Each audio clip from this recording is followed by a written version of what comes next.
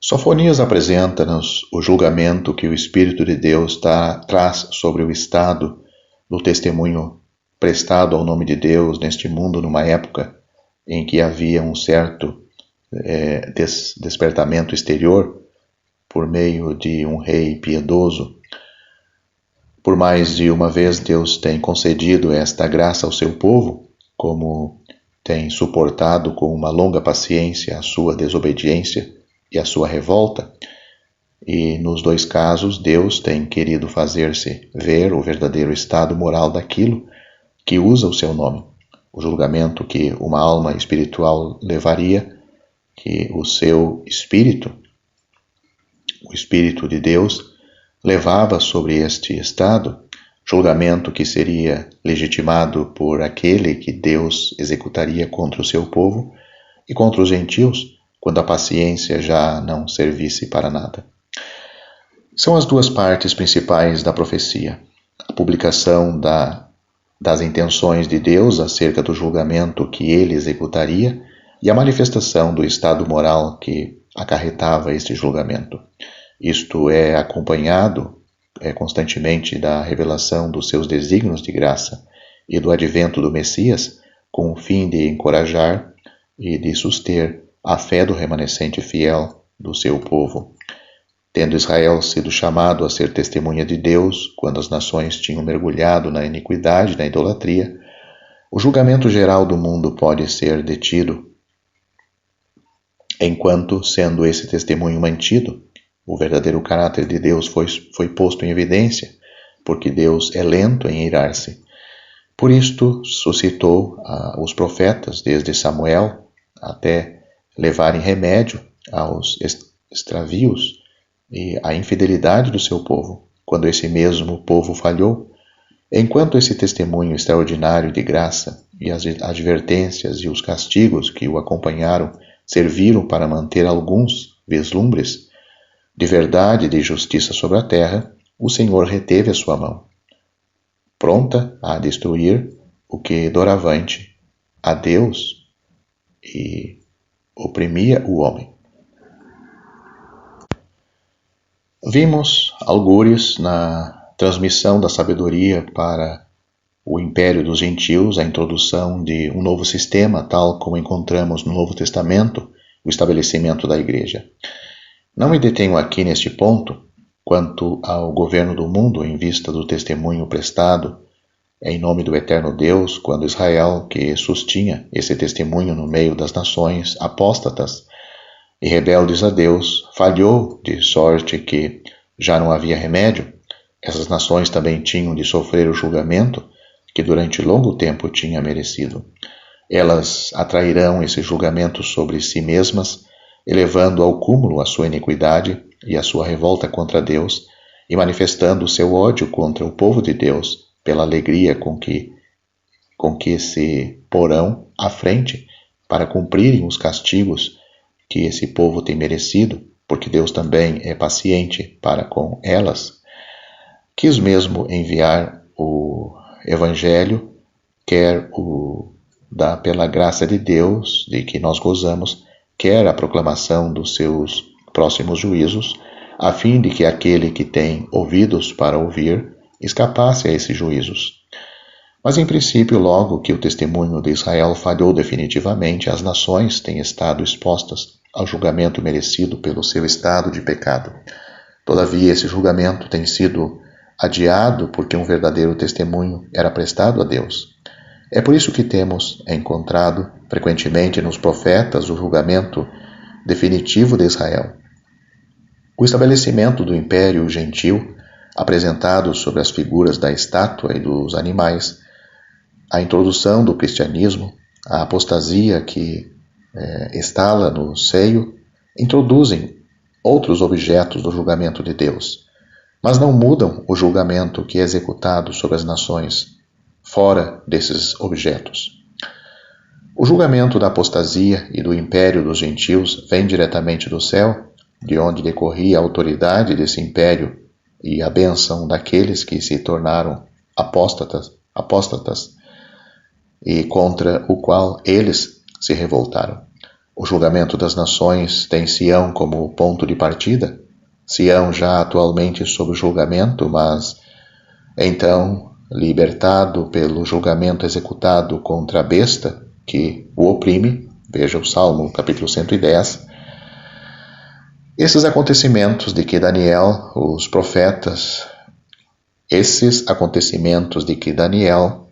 profetas do Novo Testamento e em parte Zacarias se ocupam, são omitidos pelos profetas que se ocupam das relações próprias do povo terrestre com Deus em Sião.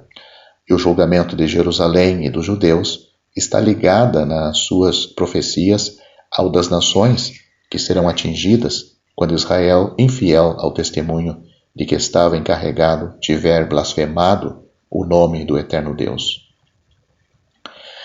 Esse julgamento começou a respeito dos judeus pelo próprio Nabucodonosor, depois quando do declínio do seu império, que começou originalmente com ele, como a cabeça de ouro no fim do século, as nações, retomando na sua força, servem-se dela contra Israel. Então, ligado e sujeito ao império apóstata, julgamento ainda mais terrível, todas as nações serão assim reunidas contra Jerusalém, e elevando ao máximo o julgamento do povo e a sua própria iniquidade, motivarão a intervenção do Deus de misericórdia em favor do seu povo, de harmonia com as suas promessas e os seus desígnios de graça.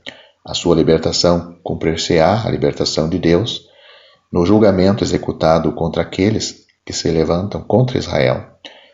E levantando-se contra ele, levantando-se contra Israel, levanta-se contra o eterno Deus e contra o seu Cristo. O seu julgamento sairá, pois, de Sião, assim como a besta será destruída por aquele que teria vindo do céu, ou seja, Cristo. As datas referentes aos livros dos profetas ligam-se às diversas ações desta série de acontecimentos. Isaías, Miqueias, assim como Oséias e Amós, estes dois últimos, porém menos imediatamente, ocupam-se da revelação do Filho de Davi, libertador, defensor do seu povo em Jerusalém. Ezequias, suscitando após o miserável reinado de Acás, dava ocasião a essas revelações que faziam compreender aos fiéis, desvendando a iniquidade e o verdadeiro estado do povo, que eles deviam olhar mais longe, para não se deterem senão nos pensamentos daquele, ou seja, de Deus, que tinha suscitado este rei piedoso. Para um despertamento temporário do seu povo, e que concederia uma libertação completa e eterna pelo verdadeiro Emanuel. Isaías insiste, por exemplo, no capítulo 1, versículos 2 e 3, bem como no último capítulo, sobre esta ligação entre o julgamento de Israel e das nações de que acabamos de falar. Josias não representava da mesma maneira o Redentor que havia de vir. Tendo gozado o favor devido à sua piedade de não ver a ruína de Jerusalém, cai ele mesmo pelas mãos dos estrangeiros. Jerusalém perde com ele para todo o tempo presente a sua glória, a sua paz e a sua esperança. O seu julgamento está próximo. Sofonias profetizou sobre o seu reinado. O profeta não tem em conta a piedade passageira do povo, que Jeremias capítulo 3, no fundo, não tinha mudado. Veja, por exemplo, Jeremias capítulo 3, sobre este assunto. Fala do ponto de vista geral do estado moral de Israel e do julgamento que dali resultaria, em relação com o seu efeito sobre as nações. Já vimos que Nabucodonosor é o primeiro a executar esse julgamento, embora o julgamento e a profecia que dele fala vão muito mais longe. O profeta começa por declarar que a terra seria mergulhada numa desolação completa, ou seja, Sofonias começa desta maneira sua profecia. Em seguida, que Judá, Jerusalém, Os seus falsos deuses e os seus sacerdotes seriam feridos pela mão do Senhor Deus, bem como os idólatras, aqueles que misturavam o nome do Senhor aos nomes dos outros deuses, aqueles que se tinham desviado do Senhor, aqueles que não o tinham procurado. Cada qual é intimado a calar-se perante a presença do Senhor, porque o seu dia era chegado. Ele tinha preparado o seu sacrifício, Deus tinha preparado o seu sacrifício e convidado os seus convidados, e tinha convidado os seus convivas, ou seus convidados. E no dia do sacrifício, o rei, os príncipes, os filhos do rei seriam visitados pela sua mão, pela mão do Senhor. A violência e a fraude encontrariam a sua justa recompensa. O dia do Senhor faria ouvir gritos desde as portas de Jerusalém. Esquadrinharia Jerusalém com lanternas e faria ver a loucura daqueles que negavam a sua intervenção, tanto no bem como no mal. Em seguida, o profeta anuncia em termos gerais, mas dos mais fortes, o terror desse dia do Senhor. Todo o país seria devorado pelo fogo do seu zelo. Eis, pois, todo o país, Jerusalém e Judá, julgados no grande dia do Senhor. Termina aqui esta parte da profecia. O capítulo 2, revelando o caráter da nação, dirige-se a ela a fim de que todo aquele que, ao menos, teme o Senhor, sejam guardados no dia da sua ira. Eles são chamados a reunirem-se e a procurarem o Senhor antes que o decreto do julgamento tenha sido dado à luz e que a sua ardente ira do Senhor, se tenha abatido sobre eles. Assim o remanescente é distinguido. Os mansos que praticam a justiça são convidados a praticarem a indulgência e a justiça a fim de serem guardados, embora o testemunho seja dirigido a toda a nação, porque ao fim e ao cabo Deus lembrava-se dos seus desígnios de graça. Os seus caminhos a tal respeito são revelados de uma maneira admirável no resto da profecia. O julgamento abater-se-ia sobre todo o território de Israel, cheio, em muitos lugares, de estrangeiros hostis ao povo, o efeito da desolação que daí resultaria, porque a chama e os dons de Deus, ou melhor dizendo, porque a chamada e os dons de Deus são sem arrependimento.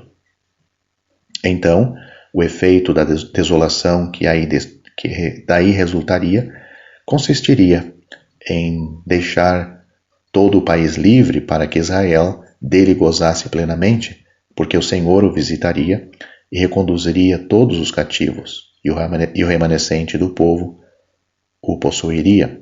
O Senhor ia julgar e exterminar todos os deuses da terra, e todos os homens o adorariam, cada qual do seu lugar, mesmo todas as ilhas das nações. A Etiópia, Nínive, tudo o que era poderoso entre as nações cairia e ficaria desolado.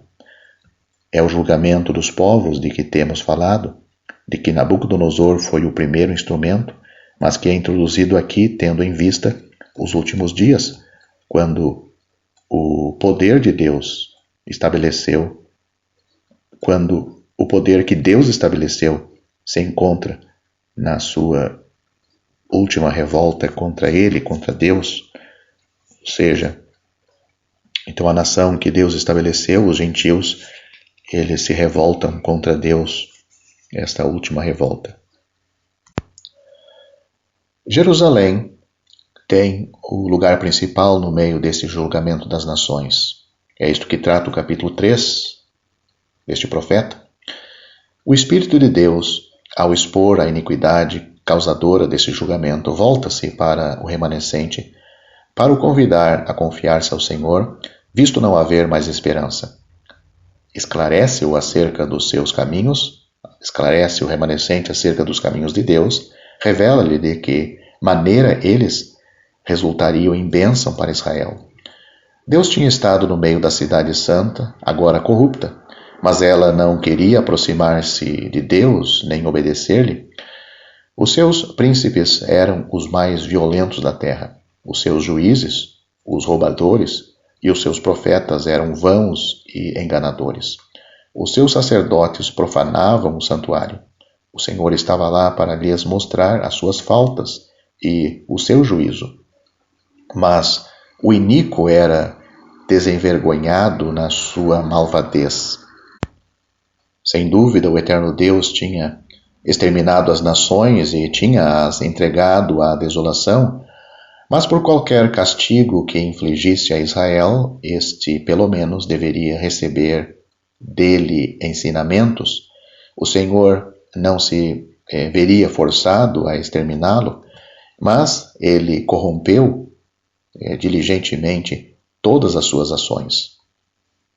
Ou seja, a nação, o povo de Israel, corrompeu diligentemente todas as suas ações. Israel, uma vez que não escutava o Senhor, atuando com tanta ternura, o Senhor que atuava com ternura, e estando tão perto do Senhor, Israel, embora sem ser nomeado, desce ao nível das nações que são os objetos do julgamento de Deus. E o remanescente é convidado, no versículo 8, a confiar-se somente ao Senhor, que está ao ponto de executar esse julgamento. Que uma vez que nada tocava o coração desse povo, a esperar o momento em que o Senhor se levantasse para efetuar a devastação. Então, esse remanescente devia estar preparado, pois esse julgamento viria sem dúvida, mesmo que o povo não estava escutando, o povo em geral. Todavia, o julgamento não dizia respeito ao remanescente, só esse julgamento poderia pôr fim àquilo que o desolava. Deus ajuntaria todos os povos para fazer abater sobre eles a sua ardente ira, testemunho solene e universal dos verdadeiros profetas. Mas então Deus lhes daria lábios puros a fim de que invocasse o nome do Senhor para o servirem de um só coração. Todos os dispersos de Israel seriam congregados desde os países mais distantes. Jerusalém já não pensaria na sua vergonha, as suas transgressões teriam sido totalmente apagadas. Os orgulhosos seriam banidos do seu meio. Um povo humilde e fraco estaria ali, um povo cujo refúgio seria só o Senhor. Este pequeno remanescente não cometeria nenhuma iniquidade, não proferiria mentiras, seria apacentado e descansaria em segurança. Ninguém mais os incomodaria. Os versículos 14 a 17 deste capítulo 13 encerram um cântico de louvor que o Espírito Santo compõe e ensina a Sião, convidando-o a cantá-lo com ações de graças ao Senhor que aboliu a sua condenação, que está no meio dele, que descansa no seu amor por ele.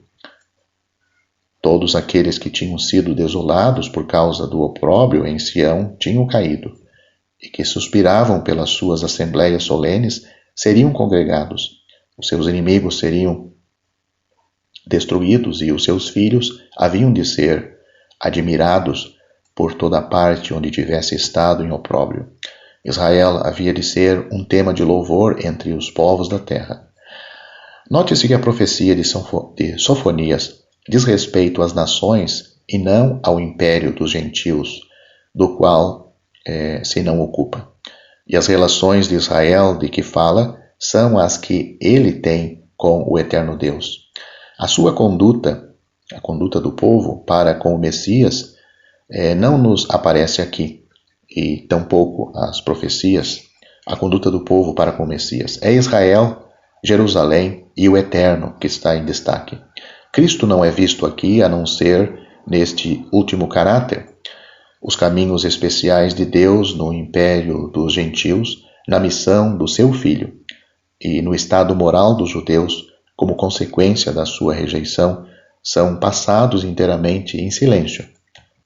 Só é tratado o julgamento de Israel do ponto de vista das suas relações com o Eterno, com o Rei. Note o capítulo 3 e principalmente o versículo 15 sobre este tema.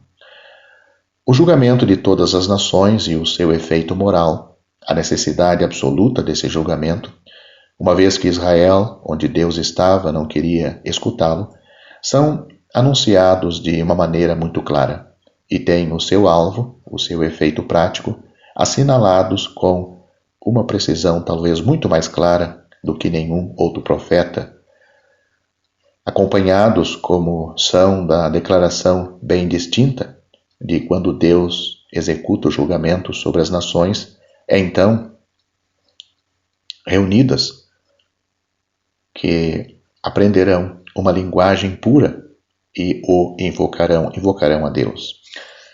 A comunicação ao remanescente, o caráter deste e o bom prazer do eterno Deus nele são expostos com uma singular beleza aqui nestas profecias de Sofonias.